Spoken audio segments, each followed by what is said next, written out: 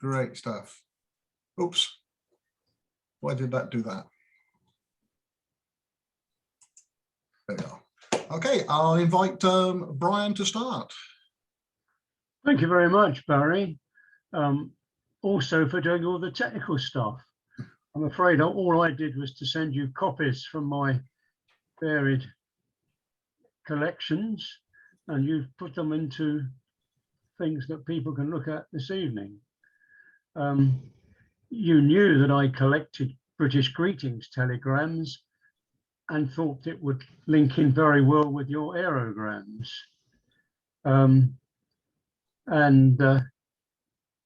From July 35 to 1982, there were colourful general messages which arrived in yellow envelopes. Oh, yeah. Sorry.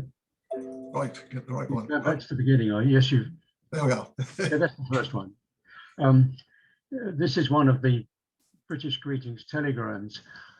They were delivered in yellow envelopes simply because the public were used to bad news arriving when they saw a telegram boy with a brown envelope coming up the pathway. They did issue anniversary cards for births, marriages, birthdays, St. Valentine's Day, but never for Christmas. The nearest to it was one issued 5th of December 1940, in use for 2.5 years. And this is the one shown here, which was also postmarked in Appledore, Bideford, Devon on the 25th of December 1941.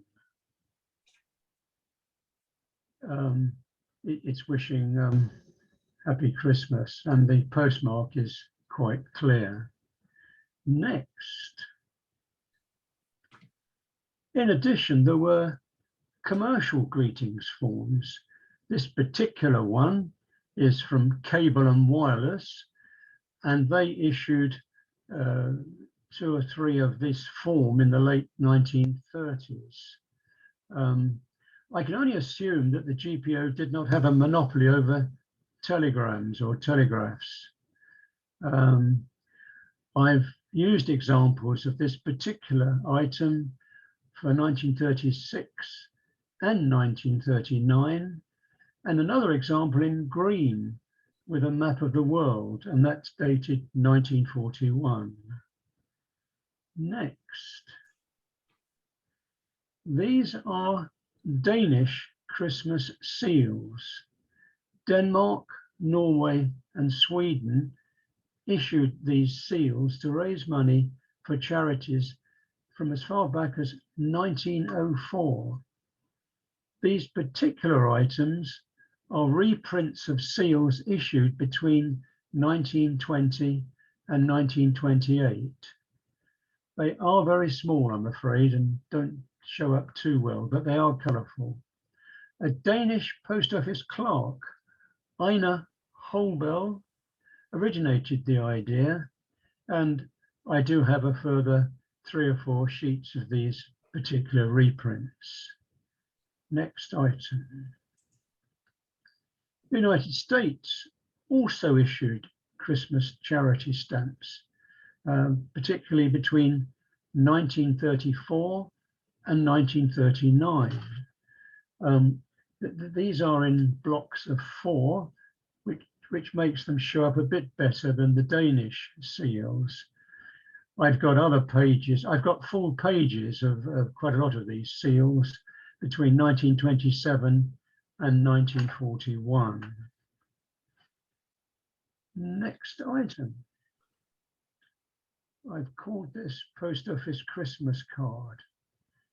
This is one page of a set of 4 telling the Bible story of Jesus' birth with post office cards. The card here is from the Isle of Man with an appropriate hand stamp,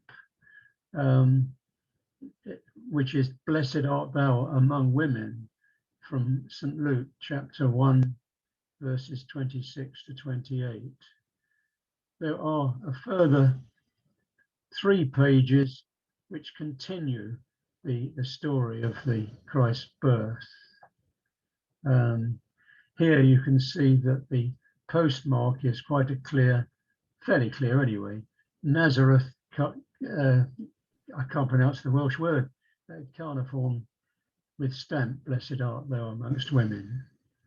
Next, please. These are post office Christmas cards. In the 1880s, it was customary for post office officials and staff to send Christmas greetings to other post offices. The National Postal Museum, which is now, it's called NPM, now the Postal Museum, issued a series of postcards illustrating these earlier cards. The two that you can see here are from 1883, Birmingham to Portsmouth, and 1884, Southampton to Portsmouth. I believe that each card was designed by a member of the particular post office staff. Again, I have 4 more pages, and they are all of similar ilk and clarity as these two here. Next. This is one of those post office Christmas cards, but this is the artwork for a card produced by Birmingham Post Office in 1943. In the same auction that I purchased this one, I was the lucky bidder. There was also a used card. I didn't want to go over the top and bid for both of them, but I do regret I didn't in hindsight. So I've only got the artwork for this Birmingham Post Office Christmas card. And next item. These are Christmas covers. Some years ago, I attended an exhibition of bicycle stamps in Luxembourg, organized by a chap called Ralph Lech. Since then, he has sent me an official Luxembourg postal card with a colorful illustration and Christmas hand stamp for every year. These are 2 from 2005 and 2006. I've got a very strong memory of this particular exhibition where I took a few sheets out to display. We had to be there by 12 o'clock in Luxembourg. And my wife and I were at the Heathrow Airport very early, about 5 o'clock, I think. And we were told, oh, you're very early, you've got plenty of time. We did take it very slowly. We had a breakfast, and suddenly I realized the time was getting close to the closing of the gate. To my horror, we then found there was a huge queue to get through the customs. Once we'd got through that, there were even more people, even early in the morning, looking at all the items on sale. And the gateway that we wanted was at the farthest end of Heathrow. When we got there, it was shut. And we pleaded, we said, well, there's still 5 minutes to go. Oh, yes, but the bus is just about to drive off to the airplane. So we had to trudge back, and I had to book another flight to Luxembourg at my own expense at 8 o'clock. So I just about made it to the exhibition in time to put my own stamps up. Next item, please. These are postal order greetings cards. Miss Mervyn Pike, an Assistant Postmaster General, announced this scheme of the post office's selling greetings card to Parliament on the 9th of November 1960. The cards cost 4p each from post offices and were available from the 23rd of November 1960. There was a split in to insert a postal order of any size from 6p up to £1. The elephant was one of 4 illustrations available. And I acquired this before I obtained a copy of the Post Office magazine Christmas 1960, which gave details of a set of 4 cards that they were issuing. Next item. This is one of the 4. It was intended for sending to girls. It's entitled Little Maid, and it was designed by Marion Wilson, a designer of textiles and record sleeves.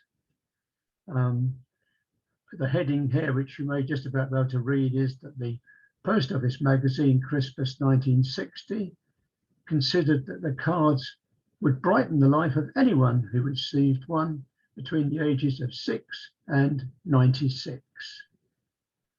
On the left, top left corner, you can see the quarter circle, which, because this particular item is just opened out flat, it's normally folded, and that slit showed where the postal order was slipped into. Next item, please. These are the other 2 items issued by the Post Office for postal orders. And this shows a posting box designed by David Knight and a model yacht designed by Brian Sanders. And this is the equivalent one as the one for the girls, but this one is intended for boys. Next item, please. This also is a Emmet postal order Christmas greetings card, but I've shown above 2 slogan postmarks by the Post Office reading, "Postal order gift cards make gay gift messengers." In use October the 26th to the 1st of November 1961. There were 350 dies used, and these are 2 of them, Romford and Dagenham, 30th of October 61, and Sutton, Surrey, 1st of November 1961.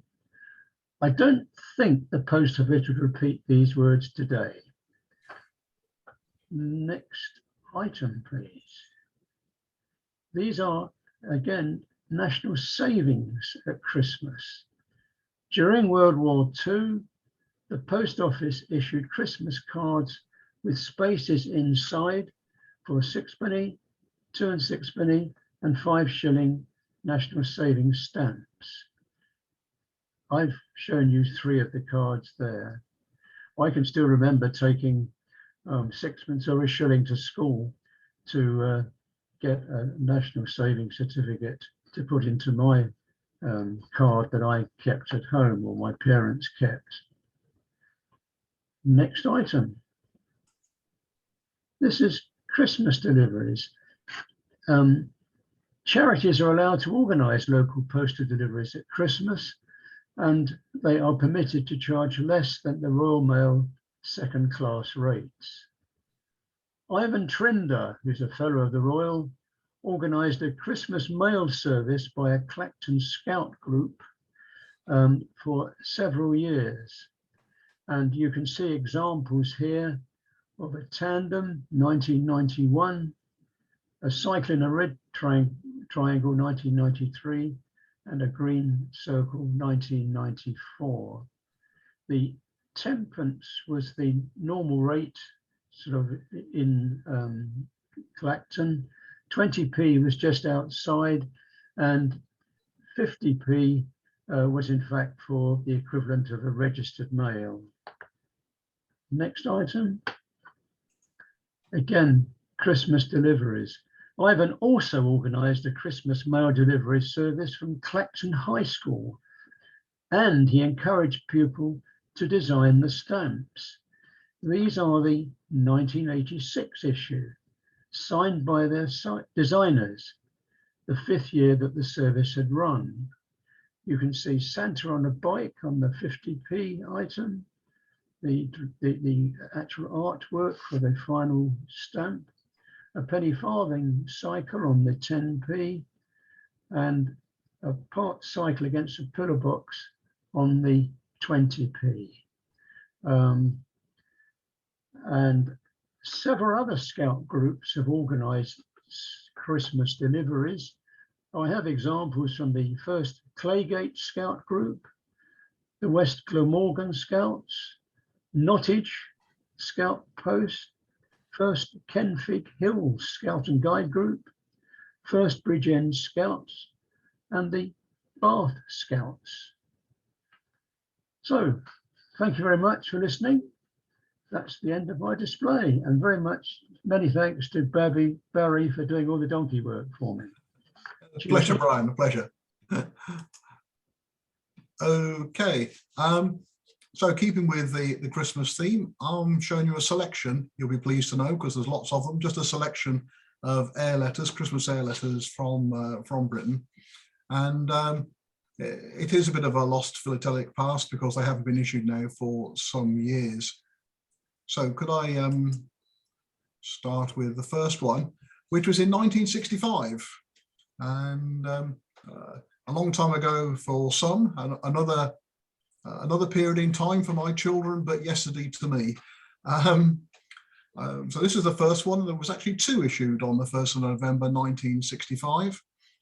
This one showing snowflakes, and as you see there, with a wonderful postage of 6 pennies, 2.5p. So I think prices have changed somewhat.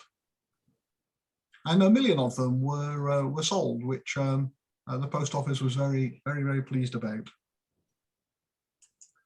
The second one, on the same date, had a religious theme, as you can see, and I think it still remains one of the favourites of many air letter collectors. It's a straightforward, simple design, but says it all, and I rather like that one.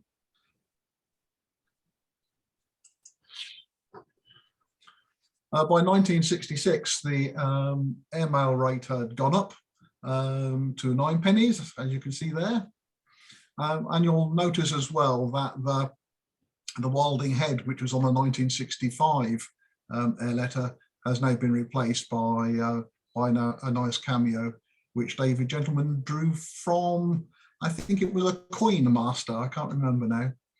I do like the concept of the flying Santa Claus, though. I'm not sure if he's been eating some of those magic mushrooms or something in the forest, but I rather like that image. I think it's good fun.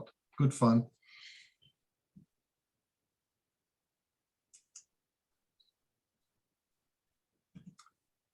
And 1967 again, back to a religious theme. And they seem to alternate between sort of secular and religious, as sometimes they issue two on the same day, and sometimes they just alternate the years. For any of you who are Doctor Who fans, one of the bad guys in the series are the Whispering Angels, which looks remarkably like this one here. It's a bit worrying when I first saw that, but never mind. I jump in a bit further forward to 1974. So the other side of decimalisation, so 7 pence for that. You'll see some interesting artwork. And virtually every year they invited a different artist or designer to put something together. And so you have some pretty magnificent drawings, and later on some designs which were really quite original.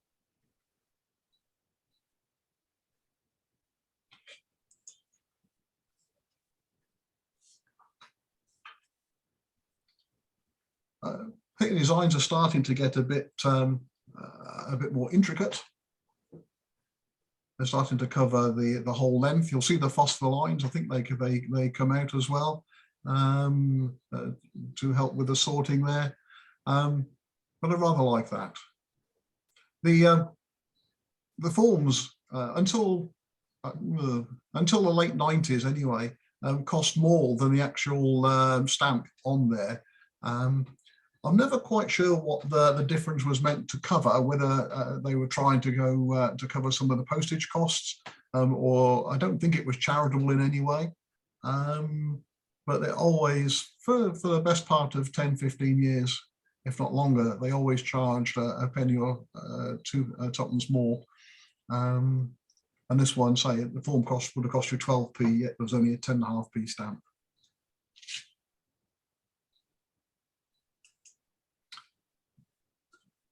In Christmas 1982, they moved to a bigger form. As you see, this is a much bigger form. You got more words for your money, and I rather like this one. I think this is a bit of a fun design.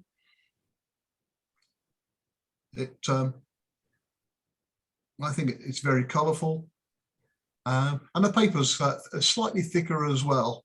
So it's a tad heavier. But I think it lasts longer, and I reckon it'll go through the post a lot better than the earlier ones, which were, as I'm sure most of you will remember, very flimsy.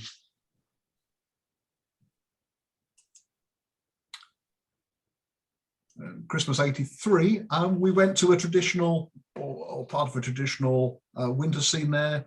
Lots of snow. Snow does appear from now on quite regularly. But I rather like this. The more you look at it, the more things you can see. The mistletoe and the berries and the deer hiding in the bottom. And again, I think this is quite nice.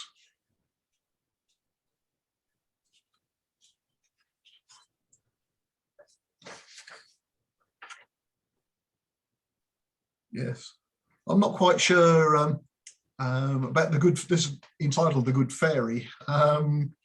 It's a rather interesting one. The face was drawn as an uncanny resemblance to an ex-neighbour of mine, which again is a little worrying, perhaps. I don't know if she knows she was on an air letter, but again, quite a nice design.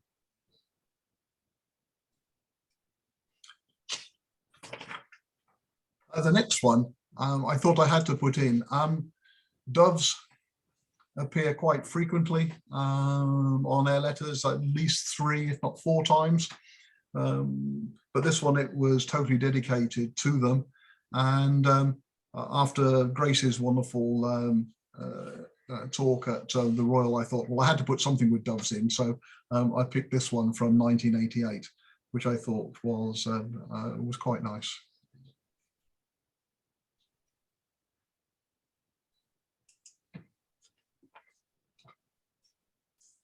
Then the designs are starting to get, well, quite imaginative. You will have noticed perhaps already that the stamp has gone and been replaced by a non-value indicator. And that's what they use from now on, from 1991. And again, I was thinking to myself, this, a couple of years ago they did that, but then worryingly remembered this was 30 years ago. You also notice that they started putting on some of them, but not all of them, the actual Christmas they were issued.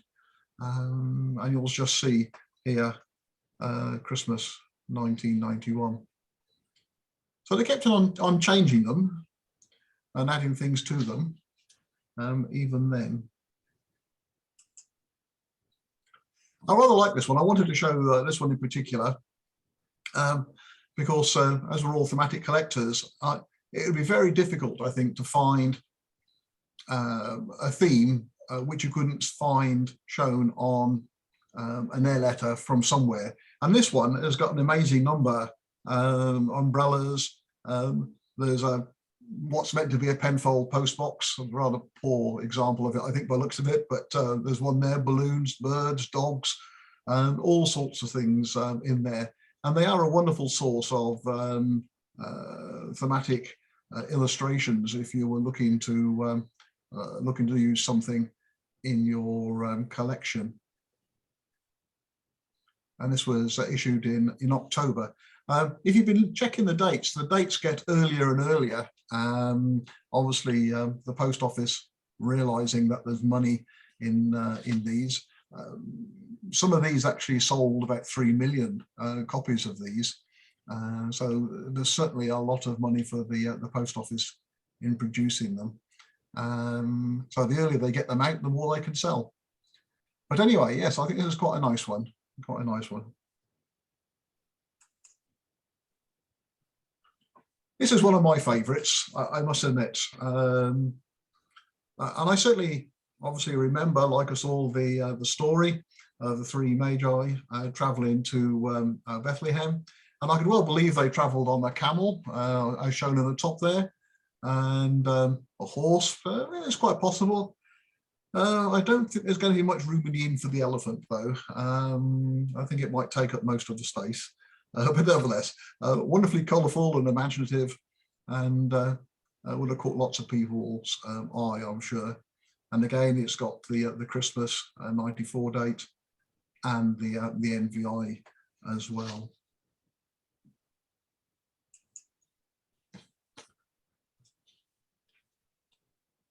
So 97, and this was apparently the anniversary of Christmas crackers. So they decided to put that on the air letter, which I think they're colourful, a bit different. Yeah.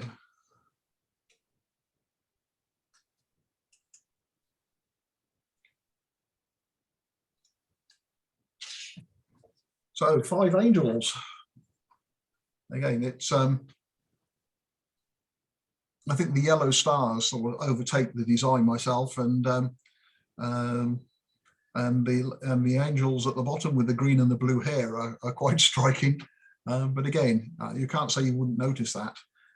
If that came through your door, I'm not sure what you would think of it. If you were living abroad somewhere, you think it's some advertising, perhaps, but it is quite striking design in '98,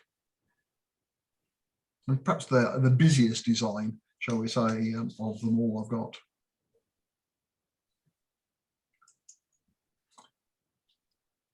And this one was 2001, and there's some interesting things on here when you look carefully.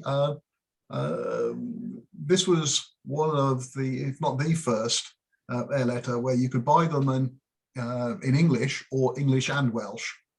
And I was thinking about this, and Welsh is not the, shall we say, not many countries in the world we find Welsh spoken much at all. I believe there is a large Welsh contingent in Argentina, but apart from that, it makes you wonder how much benefit there was, apart from political, for having air letters in Welsh. The other thing was rather interesting. They show the bird here carrying a letter, and I would have thought the designer would have had it much more appropriately carrying an air letter as opposed to a standard envelope. But it didn't catch my eye until a couple of days ago when I was going through this, and I was trying to figure out what the heck this was at the top here. And I suddenly realized, of course, when you fold this bottom piece in, then bring it down, and that's the gluing on, that is in fact the clock here. So they've actually designed it so when you seal it, the picture isn't disturbed at all. It still looks like a picture, and obviously the blank white bit here fits quite nicely in there, and it does work when you bend it round. And I look back and I have a few others like that. They didn't do it all the time. And the last air letter was issued in 2007, so some years ago now, getting on for what's that, 14, 15 years ago now. Overtaken by the internet largely. The numbers for sale, or which were sold, had plummeted quite considerably, so they stopped doing it. And in fact, the one in 2007 was the same one they issued in 2006, and the one in 2005 and 4 were also the same. So the writing was on the wall, as they say. And that's just a quick run through of some of the air letters showing Christmas. So could I take the opportunity to wish you all a very Merry Christmas and a prosperous New Year, and hopefully see you all at our next meeting at Zoom. If there's any questions for Brian and myself, I'd be happy to take them now.